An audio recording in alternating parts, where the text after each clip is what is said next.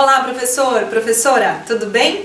Hoje vamos falar sobre a filosofia do erro e o foco no positivo. São duas informações rápidas, porque esse conteúdo, esse material também já está um pouco mais descrito num outro vídeo que vocês podem pedir acesso, que está presente no box do Águia no Lar, porque é uma comunicação mais direta para o idoso. Então, naquele vídeo vocês vão poder observar como a gente pode comunicar isso para os nossos alunos, para os nossos idosos, quando levando-os a ter uma ideia, a visualizar aquilo que desejamos trazer, que são conceitos abstratos. Nem todo mundo tem facilidade para enxergar da maneira como a gente entende. Então, assim a gente muda a comunicação. Para você, eu vou colocar de uma maneira muito rápida, dinâmica, só para você pegar a ideia. A filosofia do erro é muito simples. Pense o seguinte: o que as pessoas estão acostumadas a esperar, né, da sociedade? O que a gente está acostumado a ser cobrado pela sociedade? Acerto, sempre acerto, sempre acerto. A gente mesmo tem uma autocobrança muito grande, busca sempre superação, a gente não gosta da sensação de ter errado, de ter fracassado, de ter feito algo ruim, ou não ruim, mas mal feito, algo que poderia ter sido feito melhor. Então, o erro sempre nos traz uma sensação desconfortável e a gente tem que corrigir. E sempre tem alguém para dar um feedback para nós daquilo que precisa ser melhorado, e essa pessoa também fica numa situação difícil, às vezes, para te dar um feedback ruim, negativo, porque aquilo para você pode ser visto, mal interpretado, como algo que tira, né, a sua energia, enfim, você não gosta de ouvir. E isso é a vida inteira assim. Até quando a gente chega na velhice, as pessoas continuam acostumadas a serem cobradas pelo acerto. Tem que acertar, tem que fazer certo, tem que fazer direito. E esse medo de errar tem tirado muita gente das atividades que a gente vê nas academias, das aulas.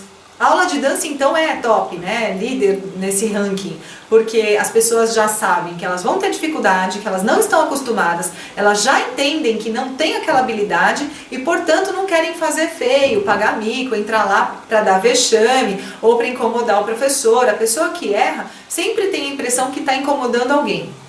Isso você deve estar careca de ver por aí, não só nas academias, nas salas, nas aulas de dança, mas na própria musculação, na própria atividade individual com o personal trainer. Quantos alunos, por se sentirem inseguros, por sentirem que não tem aquela mesma habilidade, aquela mesma postura, acabam abandonando os exercícios antes de desenvolver essas habilidades. E é tão estranho, é um paradoxo, porque na realidade, como é que a gente adquire uma habilidade? Tentando. Como é que se chega à excelência? Treinando e errando. E aí eu gosto muito de lembrar, na época que eu estava na faculdade, eu tive uma aula com um professor brilhante de aprendizagem motora, o professor Gotani, Dr. Gotani, que é alguém que, pela seriedade e profissionalismo, ficou marcado. E eu lembro dele colocar na lousa, assim, uma linha horizontal, onde ele colocava ali a incidência de erros num tempo, né? Então essa linha seria uma timeline, uma linha do tempo, onde a pessoa começa a ser apresentada para uma nova habilidade. E seja ela no esporte, na dança, num exercício, uma postura, não importa qual habilidade, né? E isso vale para todas as habilidades. E aí começa a haver uma série de erros, porque o que acontece do ponto de vista cognitivo, do ponto de vista neuromotor? Existe uma necessidade de criar uma nova conexão entre os neurônios, uma nova sinapse. Quando você tenta desempenhar uma habilidade que você não tem ainda desenvolvida, existe um movimento incansável de neurônios buscando acertar. E imagina a complexidade desse processo. Quer dizer, primeiro você tem que entender a tarefa, né?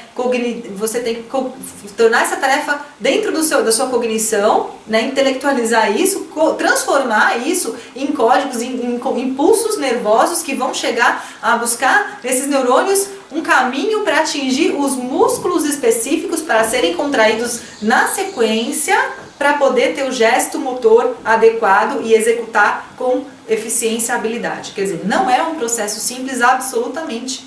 E a gente tem essa consciência. Na aprendizagem motora é uma área maravilhosa, fascinante, porque nos dá esse feedback, esse retorno, esse conhecimento.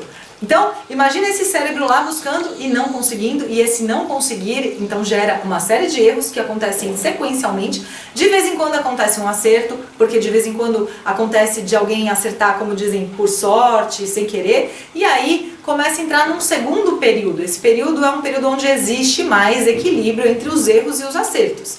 E depois desse momento, a gente tem um terceiro período, conforme a pessoa continua tentando, continua se especializando naquela habilidade, ela vai começar a formar de fato novas redes sinápticas, e aí a gente tem o terceiro momento, que é onde ocorrem mais acertos do que erros. Então a gente tem um momento de acerto, de repente vem um erro, uma descontração, a pessoa perdeu um pouquinho o foco, e aí acerto. Então é assim que se desenvolvem todas as habilidades. E isso, a gente tendo essa ciência, sabendo disso como professores, a gente não tem nunca que olhar para um aluno e falar: Jesus, nunca vai acontecer, nunca vai aprender, não leva o menor jeito. Se a pessoa chegar para a gente já com um jeito para a coisa, com uma certa técnica, uma qualidade postural, algo diferente, podemos já predizer que essa pessoa teve uma experiência prévia, tem alguma coisa que ela já desenvolveu, que já é familiar e por isso ela conseguiu desempenhar melhor. Enfim, a variabilidade entre as pessoas é muito grande. Então, como profissional que está ensinando, como educador que está educando, precisa ter essa consciência e deixar as pessoas autorizadas a errar. Então, você pode errar. Erros que não te exponham a riscos, né, para o próprio corpo, para uma queda, por exemplo, isso tudo durante os planos de aula vocês vão ver, tem um momento de dar dica de segurança, tem um momento de diminuir o risco, tem coisas que a gente simplesmente não faz para não correr riscos, né, dessa magnitude, mas no geral, a conversa na hora de propor uma atividade, uma habilidade de uma forma curta, simples, rápida, nós só desenvolvemos a partir do erro. O erro é necessário, o erro é importante. Ele significa que o neurônio ainda não se ligou com o outro, não fez amizade, não teve uma nova sinapse, então nesse momento é o momento de maior riqueza do ponto de vista da aprendizagem motora, porque a aprendizagem só ocorre se tem algo para ser aprendido. Se aquele aprendizado já ocorreu, então esse desenvolvimento já acabou. Precisa de uma nova aprendizagem, um novo degrau na escada do seu desenvolvimento dessas habilidades, para poder gerar novos estímulos e novas sinapses. Então, filosofia do erro é essencial.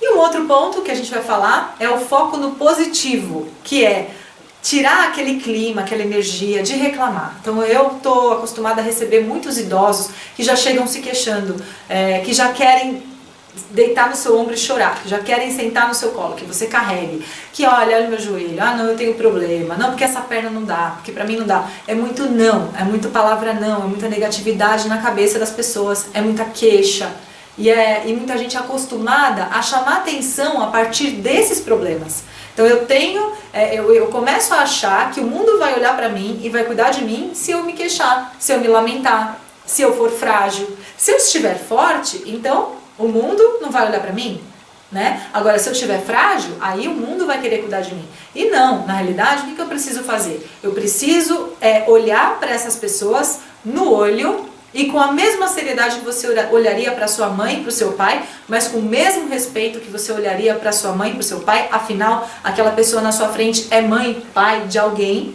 que está muitas vezes sofrendo pela falta de força de vontade, pela falta de acreditar que pode ter um dia melhor, que ela pode sair dessa zona de fragilidade física, funcional e através dos exercícios direcionados, específicos, sim, melhorar o seu padrão, sua qualidade de vida, melhorar as funções, recuperar, resgatar muito daquilo que já tinha sido perdido e que ela considerou perdido para sempre. Então o foco no positivo não é não dar ouvidos, não é não deixar a pessoa falar, mas é, com todo respeito, ouvir o mínimo, uma vez, sorrindo sempre e olhando e dizer uma palavra de conforto. Espera que isso vai melhorar. Ai, mas é que meu joelho dói. Precisa fortalecer seu quadríceps. Você vai fortalecer isso para isso mesmo que tem os exercícios. Então são frases curtas que eu sempre uso para mostrar para a pessoa e mudar de assunto. Então, se ela me apresenta um problema, eu estou apresentando a solução. Então vamos focar na solução. E isso tem um momento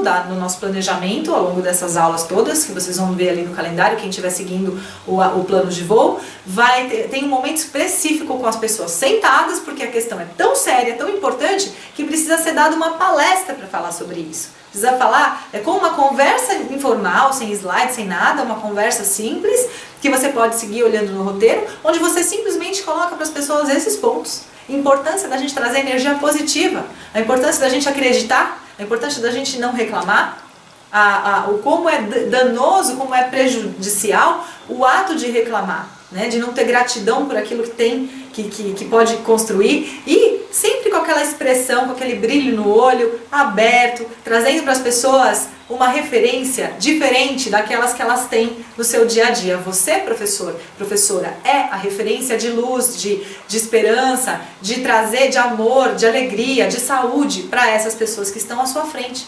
Tenha isso nas suas mãos com muita responsabilidade. Lembra sempre de autorizar o erro e de puxar o máximo possível a pessoa para o olhar daquilo que vai vir amanhã. Olha, ainda não está muito bom, mas vai melhorar. Olha, vai melhorar, eu estou caminhando para que a minha musculatura responda. Não, estou caminhando para que a minha flexibilidade melhore, para que as minhas dores diminuem, e foco sempre no positivo. Temos muito mais material a respeito disso. Essa é uma conversa rápida aqui entre nós, mas vocês vão poder consultar isso tanto nos materiais escritos, né, em PDF, quanto nos outros vídeos. Isso tá aí o tempo todo, filmes vão te inspirar, livros vão te inspirar, a vida vai te inspirar. Não esquece de ser essa ferramenta, essa ponte, tá bom? Entre o seu cliente e toda a inspiração que ele vai encontrar a partir de você.